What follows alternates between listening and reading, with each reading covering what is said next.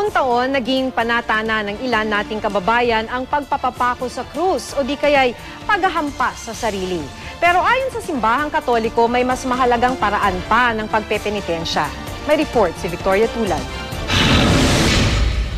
Ang paghahampas ng sariling likod hanggang ito'y magdugo, ang pagbubuhat ng napakabigat na krus at ang pagpapako sa ilalim ng matinding sikat ng araw.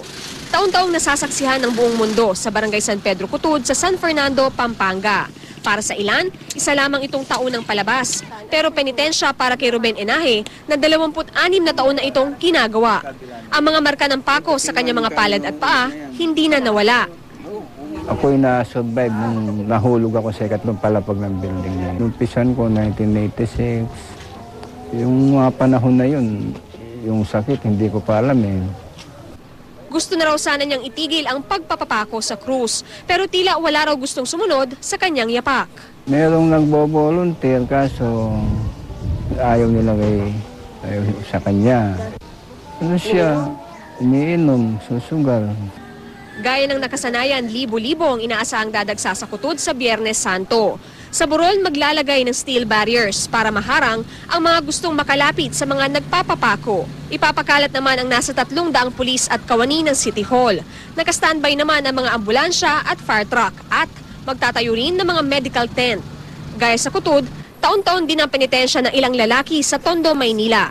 Gaya na lang ni Pong Cruz na 25 taon ang hinahampas ang mga kadenang ito sa kanyang likod at braso. Nabubugbog yan eh. Kailangan ihiwaan mo siya para, kumbaga sa ulo, pagka nauntog ka, kailangan mas maganda pa yung pumutok yung ulo mo, wag lang para hindi ka magkaroon ng eternal hemorrhage. Ganun yun. Dito ganun din. Kailangan ilabas yung dugo. Sa pamamagitan ng ganyan, hindi man natin alam sa taas, baka nabawasan din yung kasalanan ko. Sarili kong katawan to at saka sarili kong desisyon. Ako ang masusunod sa sarili ko kung titigil ako dyan o hindi. Taon-taon mang ginagawa ng ilan nating kababayan. Ang simbahang Katoliko, iginiit na hindi kasama ang pagpepenitensya sa mga turo ng simbahan. Sa huli, pagbabagong buhay at pagmamalasakit sa kapwa pa rin daw ang kailangan para makuha ang kapatawaran ng Panginoon. Hindi katolikong katuruan yan, no? Hindi official teaching of the church, itong ginagawang pagpapalo at pagpapako sa krus. Ano?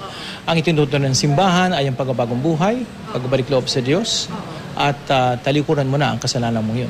At magmalasakit ka sa iyong kapwa, lalong-lalo na sa mga mahihirap. Mula rito sa Pampanga, Victoria Tulad, GMA News.